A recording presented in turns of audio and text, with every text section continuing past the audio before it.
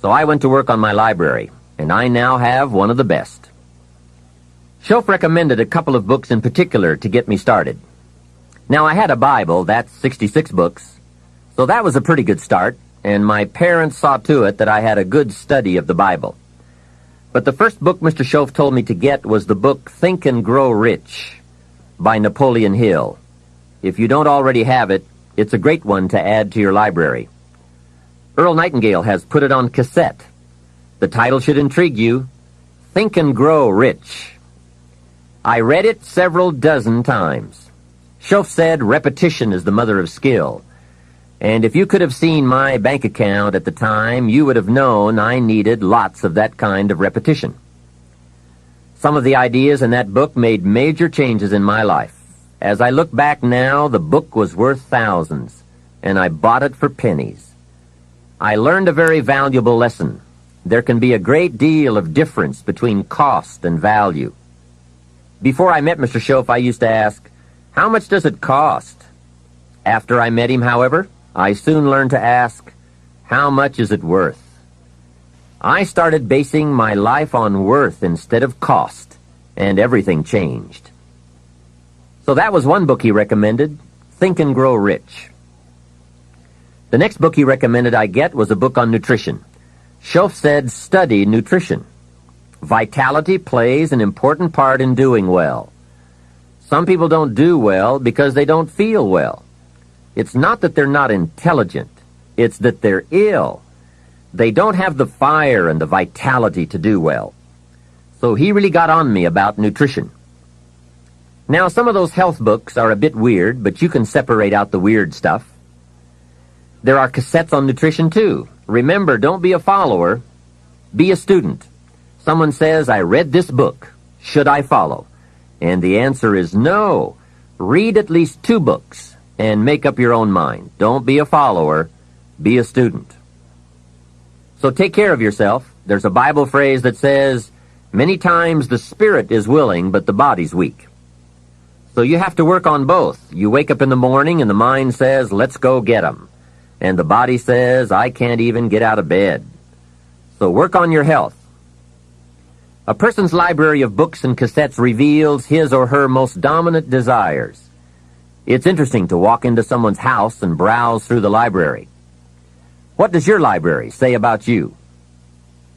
So read all the books. Now here's good news. You don't have to read them all at once.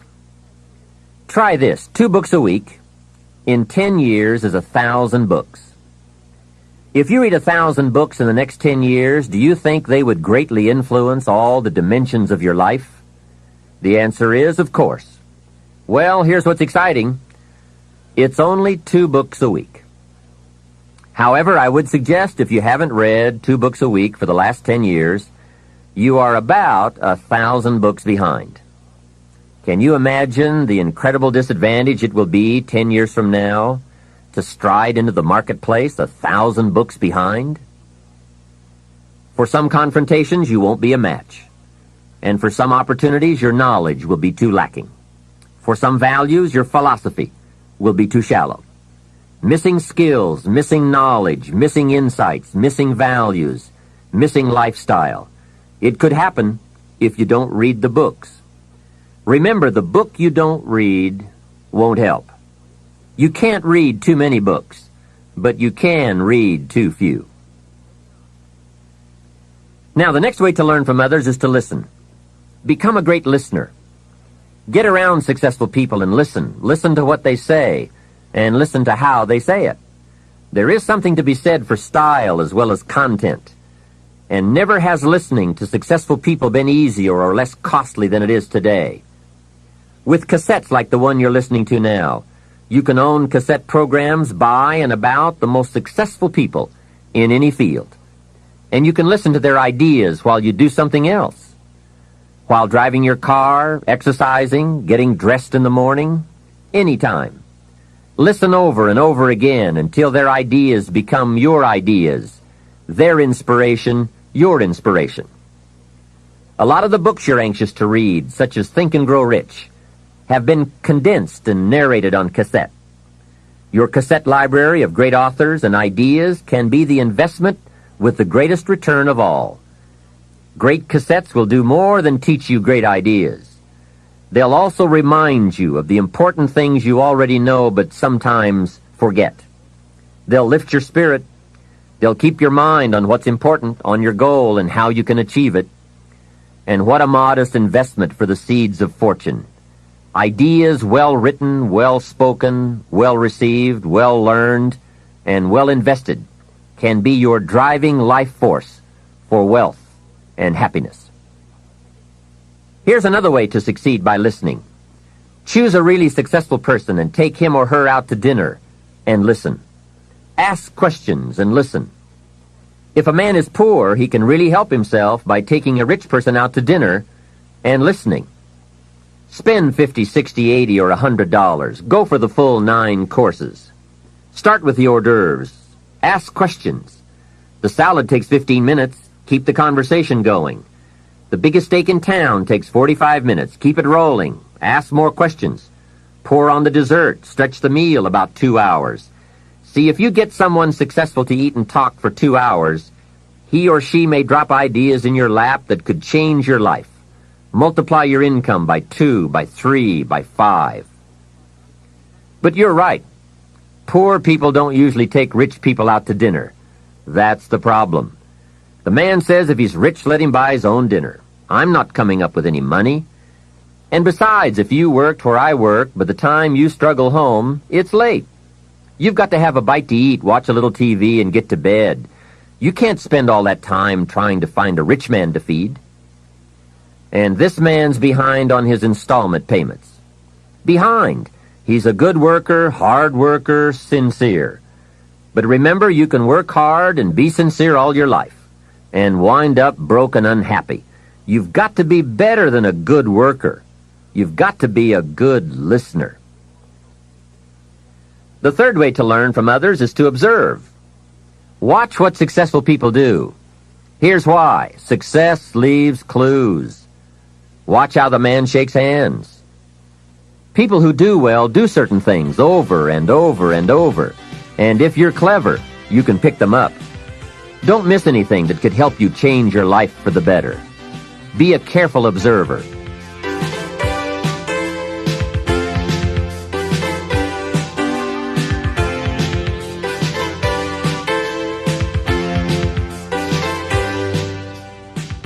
We have covered a lot of ideas in this part, but what a major fundamental to wealth and happiness: the consistent, disciplined, purposeful, constant search for knowledge. It's where the life-changing ideas are. Pursue it with high expectations. Spend the money and time and the effort. They're all investments, time, effort, and money. But the payoff is so great, it's hard to compare the cost to the reward. First is the money, and it does take some money. I have a great suggestion for the cassettes and the books and the lectures, the seminars, and the videos you need for a constant flow of ideas and inspiration. Set up an educational fund. Take a portion of your income each month and set it aside to invest in all the means of the search for knowledge. Remember, the best money spent is the money spent to cultivate the genius of your own mind and spirit. Make sure you don't spend more for accommodation than you do for education. The money, small price. The promise, unlimited potential. Next is the time. That is a valuable expenditure. I understand that. To ask people for their money, that's one thing, but to ask them for their time, that's a major request. But I don't know any shortcuts to this. It takes time, precious time.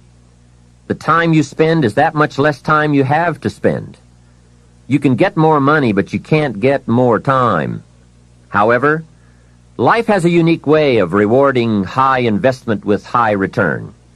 This major investment you're making now, listening, could be that small fine-tuning you need for major accomplishment. And last, the investment in effort. There is a great deal of difference in casual listening and serious listening. Listening to know, listening to learn, listening that opens up the whole mental and spiritual process is truly an investment in effort. Bringing heavy attention to bear, that takes effort.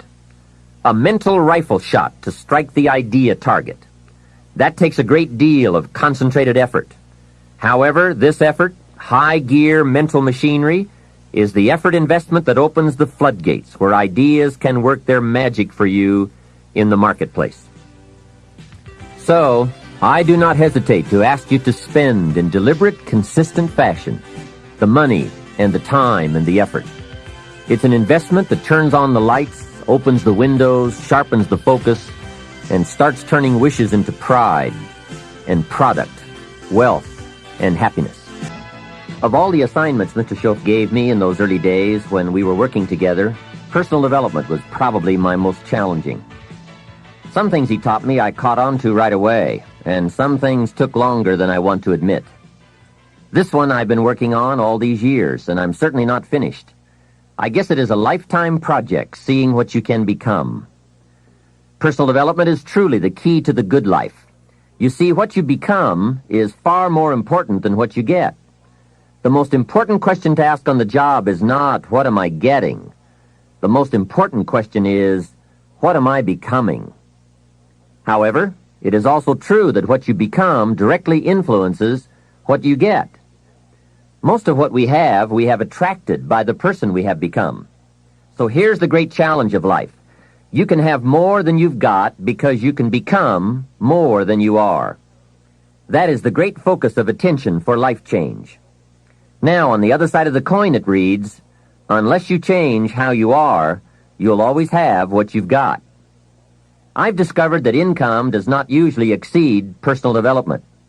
Sometimes income takes a lucky jump, but unless you keep growing out where it is, it will usually come back where you are. If someone hands you $1 million, best you become a millionaire quickly, so you can keep the money. Life has strange ways. A very rich man once said, if you took all the money in the world and divided it equally among everybody, it would soon all be back in the same pockets. I guess it is hard to keep what you haven't attracted by your own personal development. Personal development, how important. Remember, the major key to your better future is you. That's a sentence with a lot of value.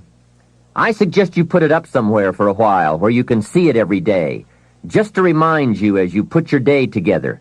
I call it the silent seminar. The major key to your better future is you. For a share of my life, I didn't understand the importance of that phrase.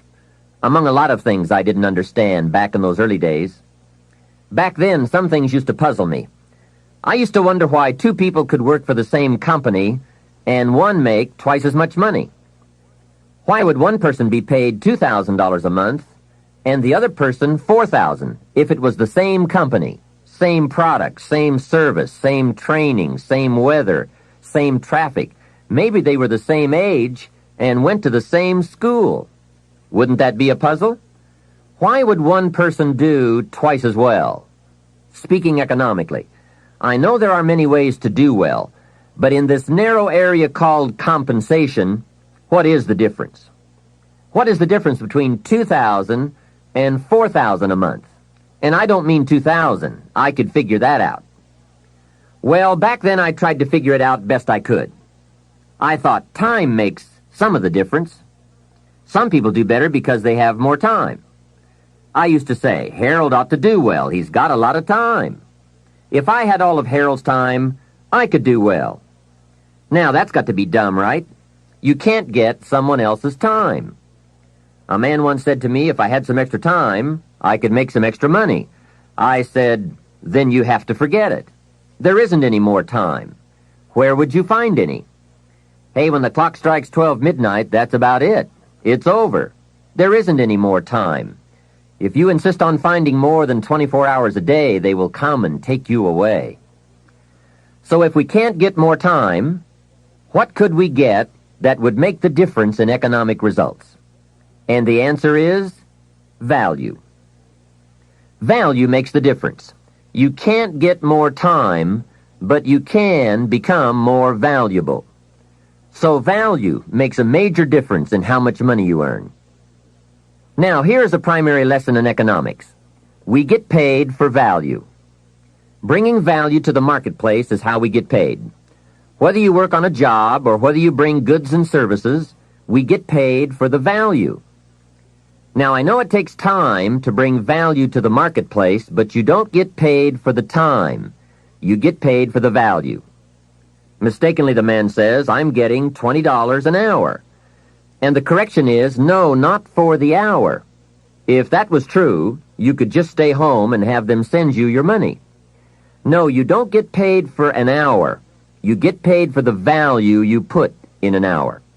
An hour is simply a convenient way to measure the value. So one of the important questions to ask is it possible to become twice as valuable and make twice as much money in the same time? Could you become 3 times as valuable and make 3 times as much money in the same time? And the answer is, of course. Yes, you can become more valuable if, and it's always if, right? Life is known as the big if. Harry Truman once said, life is iffy. How true. And here's the big if we are going to consider. It's possible to earn 2 or 3 or more times as much money in the same amount of time if you go to work primarily on yourself. And that's what we're considering in this session, learning to work primarily on ourselves. Mr. Schoaf put it to me this way when I first met him. He said, Mr. Rohn, if you wish to be wealthy and happy, learn this lesson well. He said, learn to work harder on yourself than you do on your job. When he said that, I suddenly understood why I was broke. I was a hard worker on my job. If anyone would have asked me at age 25, Mr. Rohn, are you a hard worker? I would have said, yes, I'm a hard worker. Check my record. And that was true. I was a hard worker. But see, that was my problem. I was working hard on my job, but I wasn't working hard on myself. And that was the main reason for my lack of progress. See, it's easy to get faked out. The man says, I've got 10 years of experience. I don't know why I'm not doing better. What he doesn't understand is that he probably has 1 year of experience repeated 10 times. He grew pretty well that first year, and then he just did that first year 9 more times. He didn't keep growing. Some people look for more money, but they look for it in the wrong direction. The man says, I need more money. I'm going to go to work on my boss. Hey, I found out bosses are notorious. They don't play fast and loose with the company till. I've never seen a boss get excited and triple somebody's wages. They don't behave in such an irrational manner. So that's not it. Some people say, I'll strike for more. Well, the problem with that is, once you start, you'll always have to strike. And I'll tell you what you get by demand. Little bitty pieces. Barely enough. And now inflation beats that approach, right? Inflation will usually equal or exceed a small wage increase, especially after taxes. Forget the little increases that just let you get by. Hey, you can get by with a crust of bread and a pair of shoes. But in this program, we are talking big success, not just getting by. The guy in sales says, I know what I'll do. I'll get me some of those sales books that teach the tricky sales. I'll put it on my prospects, dazzle them with my sales footwork, grab their money before they know what's happened. Well, you can try that, but my experience shows you wind up at the bottom of the economic ladder, not the top. See, it's not what you get by tricks that counts. It's not what you get by demand. It's what you get by performance that counts. And I found this out. Performance comes from inside, not outside. For the first part of my life, I was looking for the answers outside before I finally discovered they were inside. Success is not something you pursue. Success is something you develop. People are often asking me, how do you develop an above-average income? And the answer is, become an above-average person. Develop an above-average handshake. Some people want to be successful, and they don't even work on their handshake. As easy as that would be to get started on. They let it slide. They don't understand. Develop an above-average smile. Develop an above-average intelligence. Develop an above-average interest in other people. Develop an above-average intensity to win. See, that will change everything. Probably one of the most frustrating experiences in life is looking for an above-average job with above-average pay without becoming an above-average person. It's called frustration. Mr. Schoaf one day gave me one of the most important statements of our entire association. I was giving him a rundown on how things hadn't worked out for me, and he said, "Mr. Rohn, I have an answer for you if you will listen carefully." And listen carefully I did that day and for the next 5 years. If someone is wealthy and happy, you've got to listen. He said, "Jim, I've only known you for a short time, but it is my honest opinion, for things to change for you, you've got to change." That was not quite the answer I was looking for, but that's the one he gave me. And now I bring it to you after pondering it all these years. For things to change for you, you've got to change, no matter what successes you've already achieved. Otherwise, it isn't going to change for you. Before I met Mr. Schoaf, I used to say, "I sure hope things will change." That seemed to be my only hope. If it wasn't going to change, I was in serious trouble. Then I found out it wasn't going to change, and I was in serious trouble. Hey, remember, it isn't going to change. Not long ago, I did a seminar for a group of oil company executives during their convention in Honolulu. Sitting around this conference table, one of them asked, "Mr. Rohn, you know some important people around the world. What do you think the next 10 years are going to be like?" I said, "Gentlemen, I do know the right people. I can tell you." So they all listened very carefully. I said, "Gentlemen, based on the people I know, and from the best of my own experience, I've concluded that in the coming 10 years, it's going to be about like it's always been." Aren't you glad you're listening? I don't share that with just everybody. Now, I said that to make a point, but I also said it because it's accurate. It's going to be about like it's always been. The tide comes in, and then what? It goes out. For 6,500 years that we know of, called recorded history, and probably long before that. So it's not likely to change.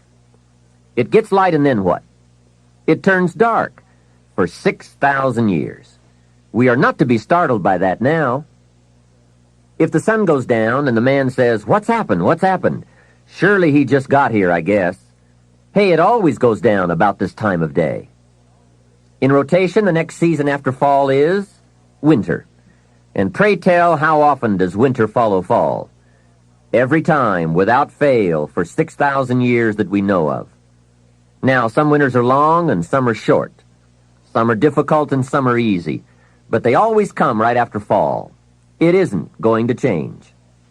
Sometimes you can figure it out, sometimes there's no way to figure it out. Sometimes it goes well, sometimes it gets in a knot. Sometimes it sails along, sometimes it gets in reverse. See, that's not going to change. The last 6,000 years reads like this: opportunity mixed with difficulty. That's how it reads. It isn't going to change. The man says, "Well, then how will my life change?" And the answer is, when you change. Whether I'm talking to high school kids or business executives, my message is always the same. The only way it gets better for you is when you get better. Better is not something you wish. Better is something you become.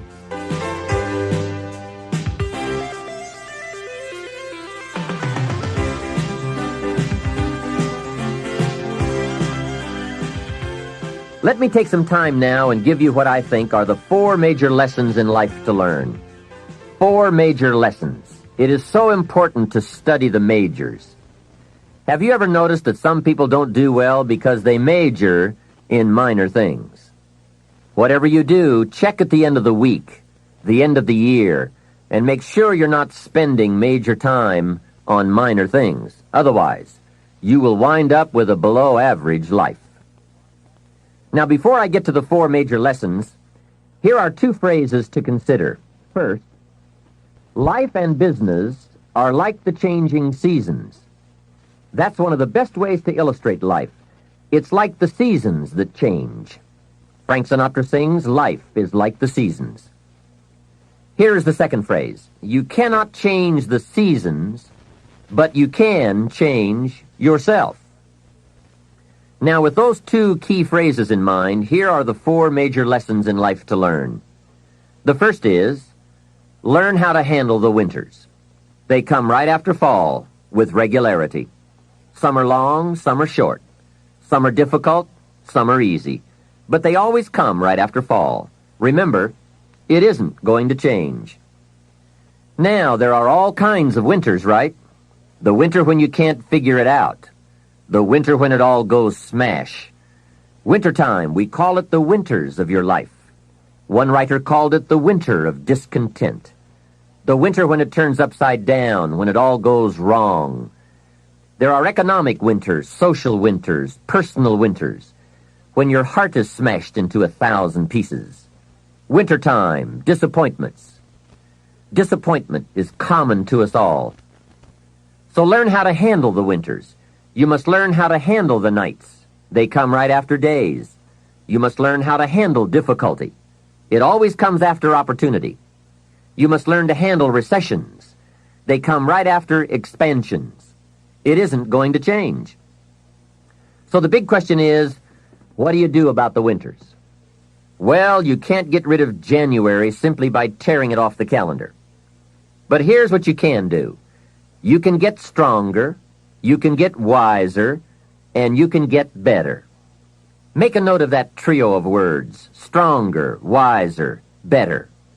See, the winters won't change, but you can. Before I understood this, when it was winter, I used to wish it was summer. I didn't understand. When it was difficult, I used to wish it was easy. I didn't know. Then Mr. Schoaf gave me the answer from a part of his very unique philosophy when he said, "Don't wish it was easier. Wish you were better." Here's the second major lesson in life to learn. Learn how to take advantage of the spring. Spring is called opportunity, and uniquely enough, spring follows winter. And pray tell how often? Is it reliable? Can you count on it? Well, 6,000 years that we know of, that's pretty reliable. And what a great place for spring right after winter. If you were going to put it somewhere, that would be the place to put it. God is a genius. Hey, days follow nights. Isn't that terrific? Opportunity follows difficulty. Expansion follows recession. And all with regularity. You can count on it. However, make a special note of the two words, take advantage. That is what we must learn to do, take advantage. Just because spring comes is no sign you're going to look good in the fall. You must do something with it. In fact, everyone has to get good at one of two things, planting in the spring or begging in the fall. So take advantage of the day, take advantage of the opportunity, and read every book you can get your hands on to learn how to take advantage of the spring. And one more thought, get busy quickly on your springs, your opportunities. There are just a handful of springs that have been handed to each of us. Life is brief even at the longest. The Beatles wrote, "Life is so short." And for John Lennon on the streets of New York, it was extra short. But it is short. Elton John sings, "She lived her life like a candle in the wind." Life is fragile. Life is brief. Whatever you're going to do with your life, get at it. Don't just let the seasons pass.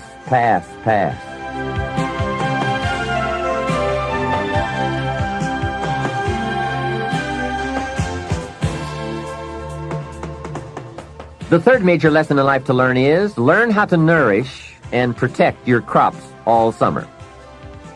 Sure enough, as soon as you've planted, the busy bugs and the noxious weeds are out to take it. And here is the next bit of truth. They will take it, unless you prevent it. And that is the third major lesson to learn, major skill to develop, preventing the intruder from taking the good. Here are two key phrases to consider under the third major lesson. Number one, all good will be attacked. That's the first phrase. On this planet, all good will be attacked. And don't press me for a why. I was not in on some of the early decisions, so I don't know why. All I know is, it's true. Let reality be your best beginning. Every garden will be invaded. Not to think so is naive. Here's the second phrase. All values must be defended. Social values, political values, friendship values, marriage values, family values, business values. Every garden must be tended all summer. If you don't develop this skill, you will never wind up with anything of value. Last is the fourth major lesson in life to learn. Learn how to reap in the fall without complaint. That's number 4. Take full responsibility for what happens to you. It is one of the highest forms of human maturity, accepting full responsibility. It's the day you know you have passed from childhood to adulthood, accepting full responsibility. And learn how to reap in the fall without apology.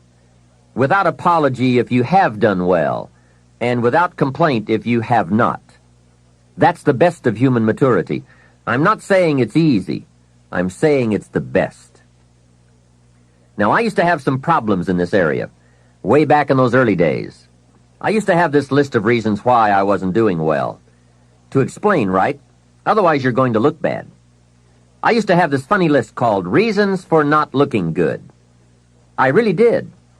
I used to blame the government. You can believe that or not. It was at the top of my list. I had a lecture second to none. The government. I blamed taxes. Look what you've got left after they take everything out. Taxes, that was on my list. I blamed prices. That's easy, right? You walk into a supermarket with $20 and come out with this little half bag of groceries. That was on my list. I blamed the weather. I blamed the traffic. I blamed my car. I blamed the manufacturers. I blamed my negative relatives. They were always putting me down. I blamed my cynical neighbors. They were just selfish, looking out for themselves. Wouldn't loan me any money. I blamed the community. I blamed the economy. Hey, that's a pretty good list for not doing well, isn't it? I thought it was a good list. I will never forget this one day. Mr. Schoaf was very kind, but he was also very blunt, which was helpful for me. If he hadn't been blunt, I would have missed some things. On this particular day, with a kind of question mark look on his face, he said, "Jim, just out of curiosity, tell me how come you haven't done well up until now?" Excellent question, right? Well, so I wouldn't look too bad, I decided to go through my list. How I ever had the nerve to do that, I don't know, but I did. I went through the whole list, the government, taxes, prices, everything. He was very patient, and let me go through it all. When I finished, he looked over my list very carefully and said, "Mr. Rohn, big problem with your list. You aren't on it." How brilliant, and how true. When I went to work for him a few months later, I learned very quickly to tear up my list of reasons for not looking good and threw it away. And then I got a fresh piece of paper, and I put one word on it: me. There's a Black Heritage spiritual that says, "It's not my mother nor my father, nor my brother nor my sister, but it's me, O Lord, standing in the need of prayer." See, I used to blame everything outside for my lack of progress, until I found the problem was inside. For a big share of my life, I kept looking for the answers to do well outside, and I found out the answers were inside. Success is not something you pursue. Success is something you become. You see, it's not what happens that determines the quality or the quantity of your life. It's not what happens. And the reason is because what happens to about everybody. The sun went down on all of us last night. A common event. And I found out the same things can happen to two different people, but one gets rich and the other stays poor. Why is that? It's because it's not what happens, but rather it's what you do about it.